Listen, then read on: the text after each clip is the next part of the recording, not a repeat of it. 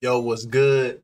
I appreciate everyone always tuning in, liking, commenting your thoughts. And I got some good ones for us today. Hopefully, y'all like it and we could continue to do this thing. I got to be better. I'm going to hold myself accountable, upload more. It's just locked in on something else, but we about to get locked back in on these conspiracy theories, these weirdness. And, hopefully we can find the truth or what we deem is the truth. So let's get right to it. Since its founding in 1921, the CFR has produced 21 Secretaries of War and Defense, 19 Treasury Secretaries, 18 Secretaries of State, and 16 CIA Directors. The Council's journal, Foreign Affairs, has pushed for world government for over 90 years. In its first year of publication, 1922, it declared, "Obviously, there is going to be no peace or prosperity for mankind so long as it remains divided into 50 or 60 independent states. The real problem today is that of world government." When you put all of that together, you recognize that the CFR, the Trilateral Commission, is nothing more but an elaborate attempt to, as they say themselves, make an end run around national sovereignty, diminish the independence and autonomy of the United States, and merge it into this global governing institution that they, of course, foresee themselves running. Some of the prominent members of the CFR, Council on Foreign Relations: George Herbert Walker Bush, Bill Clinton, Sandra Day O'Connor, Dick Cheney, Les Aspin, Colin Powell, Robert Gates, Brent Scowcroft, Jesse Jackson Sr., Mario Cuomo, Dan Rather, Tom Brokaw, David Brinkley, John Chancellor, Marvin Kalb, Diane Sawyer, Barbara Walters, Cyrus Vance, Paul Volcker, Henry Kissinger, George Shultz, Bruce Babbitt, Howard Baker, Samuel Berger, Elaine Chao, Dianne Feinstein, Ruth Bader Ginsburg, Chuck Hagel, Gary Hart, John McCain, George Mitchell, Bill Moyers, Jay Rockefeller, Donna Shalala, Strobe Talbot, Fred Thompson, Robert Zoellick, Richard Nixon, Hubert Humphrey, George McGovern, Gerald Ford, Jimmy Carter, John Anderson, Walter Mondale, Michael Dukakis, Al Gore, John Kerry, on and on. I mean, you notice first of all that you're talking Republicans and Democrats, conservatives and liberals. You're talking people in every area of government and news media. You're talking education establishment.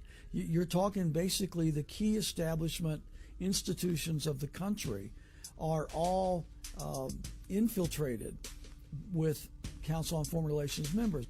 Why is this institution so powerful that no matter whether it's a Republican or a Democrat in the White House, they are going to fill their administration with members of the CFR? It's taken me 25 years to come to the conclusion that I have come to. And I want to tell you that one of the biggest things I discovered in my work was the existence of a supranational committee composed of 300 men called the Committee of 300, also known in intelligence circles as the Olympians. 300 people you've never heard of. They don't hold office, they don't give speeches, they don't campaign, they don't need your vote. And he's not talking about the secret societies you've heard 100 times. This is what the headlines never touch. This is the committee that runs the world. Now, in my book, The Committee of 300, I name every one of them. This is not a book that talks about they. It gives you specifics. Now, this is one of those videos that rarely stays visible for long. But what you're about to watch will explain a lot of the strange things happening in the world right now. So, let's get right into it. Who and what is the Committee of 300? Well, I've dealt with that. I've told you this is a supranational body that knows no boundaries, respects the laws of no countries. The first time that they were publicly announced was by a German socialist by the name of Walter Rathenau. Now, I'll give you some background of Walter Rathenau. He was the financial advisor to the Kaiser of Germany, and he was also the financial advisor to the Rothschilds, the French family Rothschild. So he must have known what he's talking about. He made an astonishing statement in 1934. He said, there is a committee of 300 men that rule the world. They are known only to each other, and nothing happens without their consent. This isn't about symbols, or handshakes, or a club everyone already suspects. This is the top of the chain. At least that's his claim. The structure nobody sees. And as this man will explain, every organization has its place. They all fit into a hierarchy. But at the very top, 300 people. Pay attention to this part. I came across this quite by accident when I was serving in Africa, in Angola, and I was given a series of documents which were only supposed to be handed in to top-level people. They were what we called above the top level of classification of intelligence documents. And there I discovered that whilst I thought I was in Africa fighting against the invasion of the communists, I was in fact fighting to introduce socialist regimes in the black African countries, and that I was actually working for a committee called the Committee of 300, also known in intelligence circles as the Olympians. This isn't someone guessing from the sidelines. He's describing a moment where the story didn't match the mission. He thought he was fighting one enemy. Then he claims he realized he was building something else entirely. And that raised a different kind of question. Not who's in charge, but how high the chain really goes.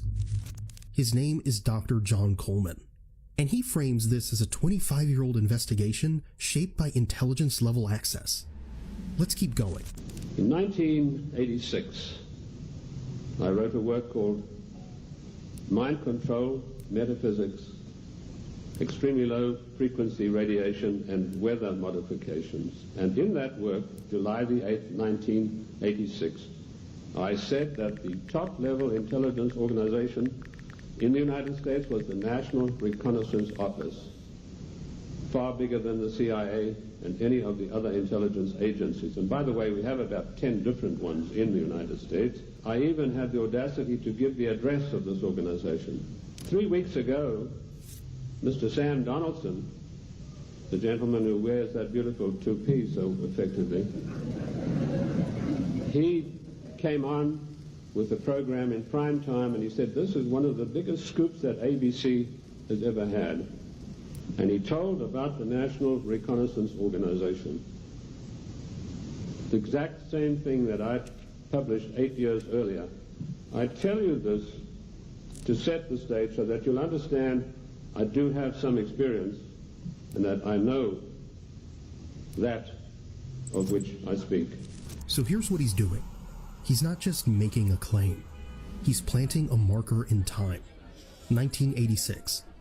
And he says he named the organization before the public was even supposed to know it existed. Now, the secret identity of this one eye.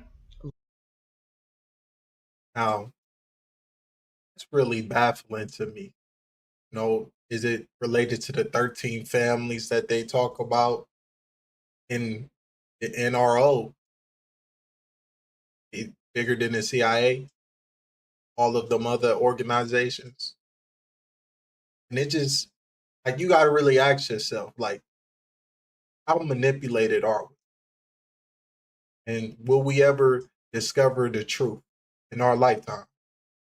And will people be able to handle the truth? Whatever it is, for me personally, I'm going to accept it. Whatever it is, whatever the truth may be, I just hopefully I could figure out the truth or learn the truth in my lifetime, regardless of how shocking it may be to my psyche. But these some bad guys here, y'all. The mass manipulation is so strategic. It's like they probably been planning stuff like this for generations. Like, and it makes you wonder, have they been utilizing AI before AI even been commercially known?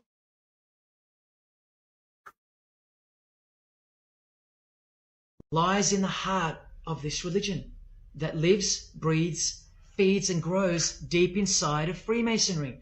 And Freemasonry camouflages it very successfully. So it goes undetected and undisturbed until it ultimately fulfills a thing called the Great Work. That's what they call it. And they will succeed very shortly. Nothing can stop it now. And I think some of you can sense that something's coming. And who do we trust more than anyone in the world right now? This bloke. And there he is, giving the sign of the hidden hand in front of the whole world. The hidden hand sign is technically called the sign of the master of the second veil in Freemasonry. Veil, get it? Meaning hidden. Ford didn't file just one patent. They filed a stack of them, all within months of each other. Are you sitting down?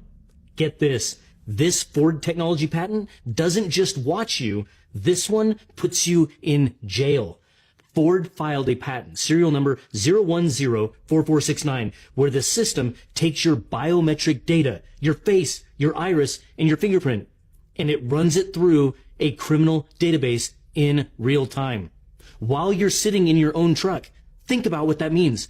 You wake up one morning, you walk out to your driveway, you climb into a vehicle with your name on the title, on property with your name on the deed, and before you go anywhere, before you've done a single thing wrong, your truck is already running your face through a law enforcement database.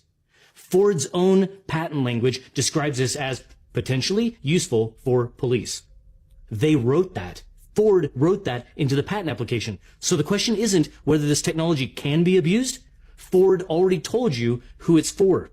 You just didn't know that you were buying a lot a of cop things car. happening today that could potentially. What's so like disturbing about a lot of this stuff is like it's being experimented in different places. Like if we pay attention to China with their social system, they say India have been experimenting with the biometrics, and I don't know. I think it was Sweden. I'm not sure. I think I saw a report on Sweden. They already got the little chips in their hand, so to get in the houses, credit cards, all types of stuff. So I believe every place is slowly experimenting, then they gonna just mass overhaul the US with a lot of these different programs. And maybe that's why they building all these data centers so it could be strategically connected and the program could run smooth. But my main concern with these data centers, the way it eat up water, then they gonna sit up here and put regulations on water, possibly, control the water. Raise the water prices even more. Shut off your water during days. I mean, look at California, for example, just the water issues that it's been having through the years. And I believe we just so divided over so many different things, we ain't really realizing that a lot of people, I believe it was the United Nations, they voted, could be wrong, or the World Economic Forum, one of them major groups said that it's not a human right to have water. So I can't wash my butt, can't wash my face, brush my teeth, drink water to stay hydrated. It's becoming a very dangerous game these guys are playing. And I feel like if we don't wake up as a group, as the masses,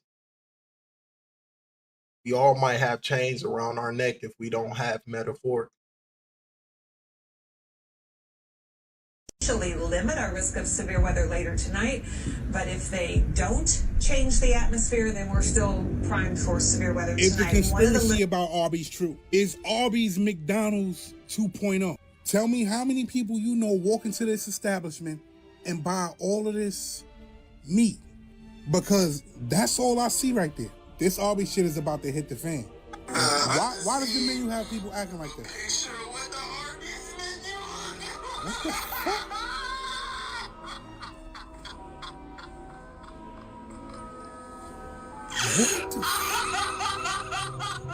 And this is the menu he's talking about. You got people that work in Arby's that say the customer walk-in don't add up with the money that they're supposed to be getting. So how is Arby's still in business? So I had to jump down that rabbit hole. Mind you, Arby's has been dealing with the same rumors since 19... And then I believe they bought Buffalo Wild Wings. Where's the money coming from? They probably get grants from the government. It's a whole psyop. Poison you with this fake meat. Speculation. All in theory. May not be true. may actually be real meat. I don't know. It can be wrong. Just talking for entertainment purposes. 97. And the rumor is the roast beef isn't roast beef. Ever since 2012, when that 14-year-old boy bit into a piece of Arby's sandwich, a piece of a finger was in his mouth, part of it was in a sandwich, shit ain't been the same. You heard what I just said? Someone bit into an Arby's sandwich and there was a human finger in his sandwich. Allegedly, a worker was cutting meat and sliced her finger off, but it was in the sandwich. Mind you, that happened more than one time on different occasions. Another worker, quote unquote, sliced their thumb off and it was in a sandwich. And I'm not telling you not to eat Arby's. I'm telling you to go down that rabbit hole. People that worked at Arby's had a couple of things to say about Arby's. Another place that India leads, but there's a lot more that all of you can be involved in driving forward, is this digital public infrastructure. You know, no country is more able to take government benefits and get them out efficiently and effectively to their citizens than India. You know, you would have expected. Question: have the United States not have been getting benefits to its citizens efficiently? I don't know. I feel like the current system pretty decent. They're always trying to upgrade something. In a minute, 2040, 2050, they'll say, well, we feel like life is unnecessary. We want everybody to plug into this program and join the matrix. Rich countries or others to do that, but in fact, they did not. And so that basic structure that starts with identity and bank accounts and payments is just foundational.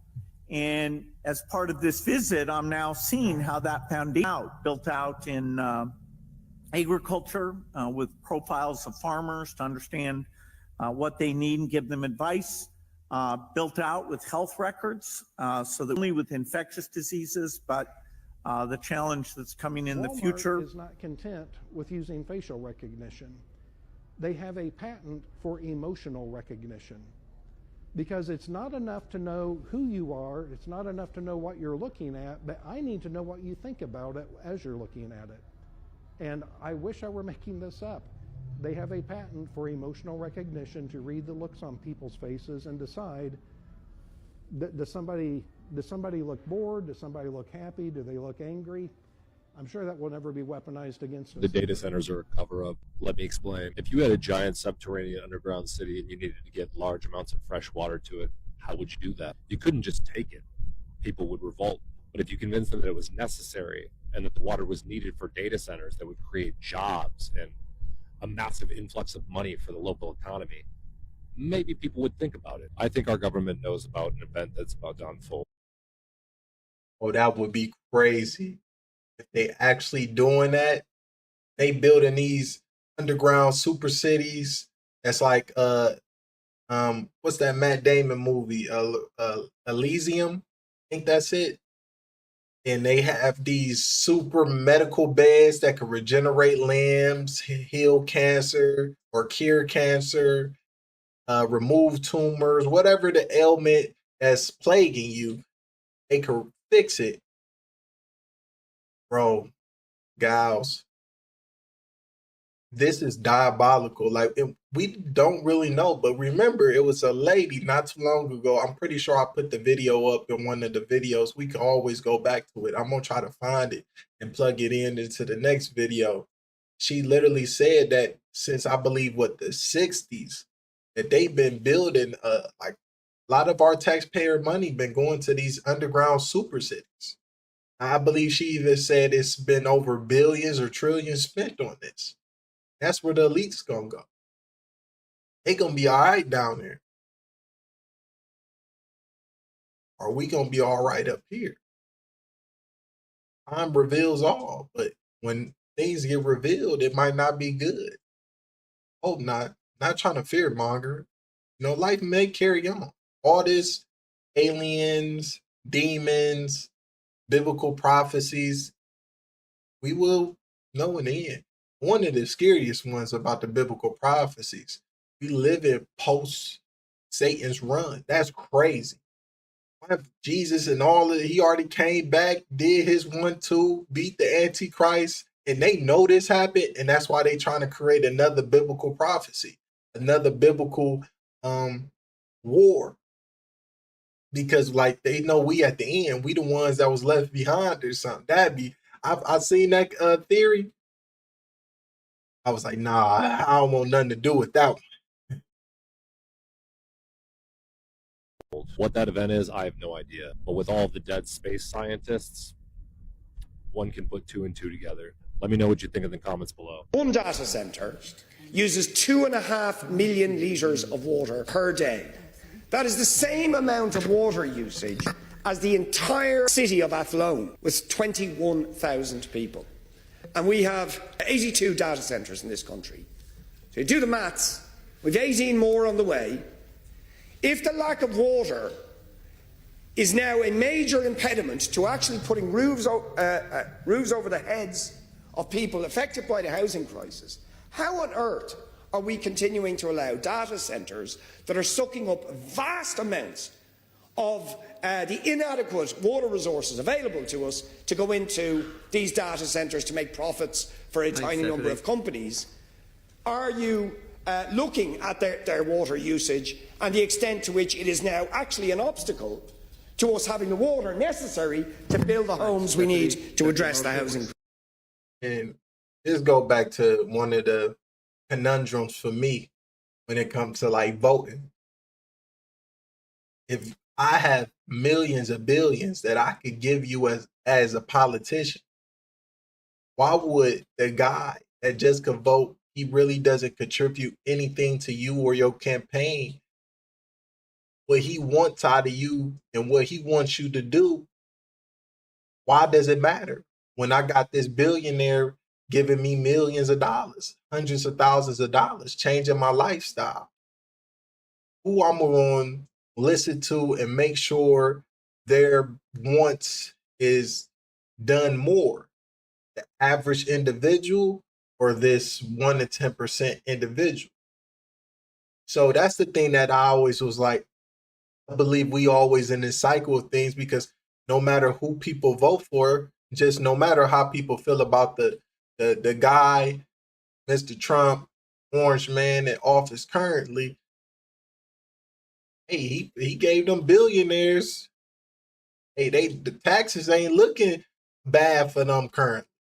So he doing what's best for them. You know, the guys that's talking, we would never be able to talk to this man one-on-one. Some of them actually able to call this man and have conversations. So that's the one thing that always boggled my mind. Like, you think you really have influence? People always say vote. I'm not saying don't vote. I'm not saying do vote. The choice is yours. All I'm saying is, do you really think your vote is swaying anything? No matter what, whoever's in, they still have obligations. They shook hands to get to certain places. You think you doing something with word of mouth? Oh, now, just to me, maybe I'm a fool. Time reveals all. AI inside of your brain.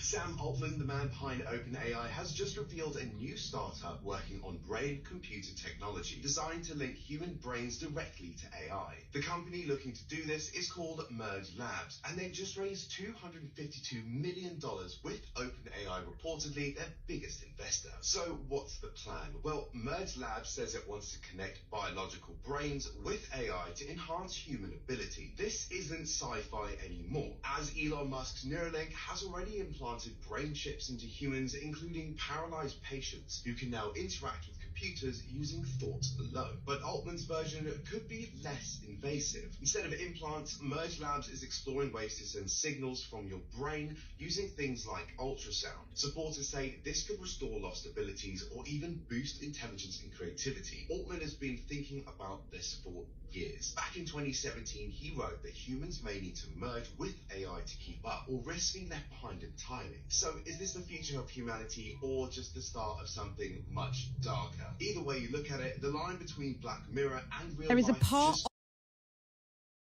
For me, the biggest concern about that is, who says like these AI bots can't take over your body? get out situation or erase your consciousness in totality. You cease to exist. The probably the best option you probably put it in the back seat, or who knows, depending on the situation, just get you up out of there, because they might, yet again, who says they might want to live the actual human experience. And if I could get your soul consciousness up out of there, oh man, I could have a gravy time. And then with these AI bots being so advanced, who knows how they could prolong their lives with, biotech or whatever. It's always concerns. That's something that I don't think nobody talks about. You could really get overridden. Of Scary Movie 2 that has its very own Mandela effect. Do you know about this? No. The quote, "Take my little hand," is the correct quote, right? From the film. Yes. But everybody Take my good hand. thinks it's "Take my strong hand." Yeah, it is take my strong hand. Take my strong hand. No, it's "Take my little hand," and my mind blew today. Really? I thought it was realising take my strong hand. You take my little hand. No, get it away from. Marley, they trying to get us. They trying to give me Michael Jackson. And I knew that was fake. They just revealed the damn words to the Lion King. And now they trying to change the words on a classic movie. And you seen how you went to that stage and you met strong hand. You know it. You wrote it, nigga. They trying to get you. We gotta watch our backs, bro. I took a liberty of writing down the 11 scientists and engineers who've either gone missing or been found dead under mysterious circumstances in the United States over the past 2 years, and I have it right here. Number 1, Amy Eskridge. She was found dead in June 2022. She was the one who came out and said she was being targeted and followed and then was found dead not long later. She was researching anti-gravity propulsion systems and electrostatic propulsion systems. Number 2, Michael David Hicks. He was found dead in July 2023. He was researching Earth space observation systems, so things like near-Earth objects and comets. Number 3, Frank Maywald. He was found dead in July 2024. He was working on planetary robotics systems like the Mars rover. Number 4, Anthony Chavez. He went missing in May 2025. Not much is known about what he was researching, but he had clearance at the Los Alamos National Lab. That's where they do the nuclear stuff. Number 5, Monica Reza went missing in June 2025. She was working on orbital communication systems. Number 6, Melissa Casillas went missing June 2025. Again, not much is known about what she was researching, but she did have very high security clearance at Los Alamos National Lab. Number 7, Steven Garcia went missing August 2025. 3 years ago that. For me, I always think about the 3-body problem. That's what's going on currently. Something is removing these guys that stumbled across something that they shouldn't have, or is it a government force or even an outside force that no one knows about? Could it be a foreign government snatching people up to learn things? And I hope that they're alive, they're well. But there's some wild things brewing nowadays. Next thing we look up, they're going to talk about dinosaurs came back. They ran away from the lab. We kill people for this. Is she not listening? What is she doing? She's still doing it? What? We told her we were going to kill her 3 years ago. So I have these two different scenarios floating constantly in my life where I have people being like, do it, do it, do it. You're the one, do it. And then I have multiple people being like, they're gonna kill you. Don't do it. They're gonna kill you. What happened to Amy Eskridge? She is now one of the 11 missing scientists that we've been hearing about lately. Compared to the other missing scientists, Amy's story has a lot more layers of strangeness surrounding it. Anti-gravity technology, human beings from 52,000 years in the future, disclosure, and other strange topics. Let's look at some of this strangeness that surrounded Amy Eskridge. And basically ultra-terrestrials are like, he talks about extraterrestrial. Extra implies that they're from somewhere else, from the outside. Extra implies they're from not here, from ultra. ultra terrestrial. They're from the dog. They're not necessarily from the outside. They're from here. Oh, They're so from- they're like ascended beings, or No. so then they're you, high No. IQ. No, What are they're not ascended. They look like you and me. They look like you and me. If you don't know, I don't know. Am I one? I don't know. I was born in Huntsville, Alabama, in the West Wing of Huntsville Hospital in Madison County, Alabama. On a Saturday, I'll tell you. The ultra terrestrials, I think. Have you heard of the P52s and the P47s? Do you know what that is? They're us from the future. They're from here. They are you. They are me. They're from here, from the future. P47 is present plus 47,000 years. P52 is present plus 52,000 years. And basically there's a calamity, right? So there's like a apocalypse scenario in the near future. It wipes out most of like everything, man. And there's the ones that go underground and survive, right? And then there's the ones that somehow stay on the surface and miraculously don't die. Number 6 is anti-gravity. The sixth force is anti-gravity. That's what my group has a mathematical equation to physically describe. We have sixth force on lockdown. And then seventh force is basically energy into matter into energy, which sounds like what? A portal, man. If you can energy matter, you can like download yourself into a new whatever through a portal. I don't know what Huntsville is. Huntsville is the biggest fucking deal on the planet that you have never heard of. No, it is. No, like Huntsville is the Silicon Valley of government national security technology and intelligence community technology and aerospace technology. Huntsville is like the hub. Like we are number 3 on the first strike launch list. If first strike happens, 3 targets, Huntsville will be one of them. Alabama. This is Alabama, dude, in the deep south. We're in the top 3 first strike. But And you're it's because outside you the haven't class heard of- of us. We're in the top 3 first strike because you haven't heard of us. That's why. It's on purpose. So we need to get that out there credibly before we disclose. Otherwise, it's like Alabama, podunk, redneck motherfuckers. They don't know anti-gravity. You know what I mean? Gah!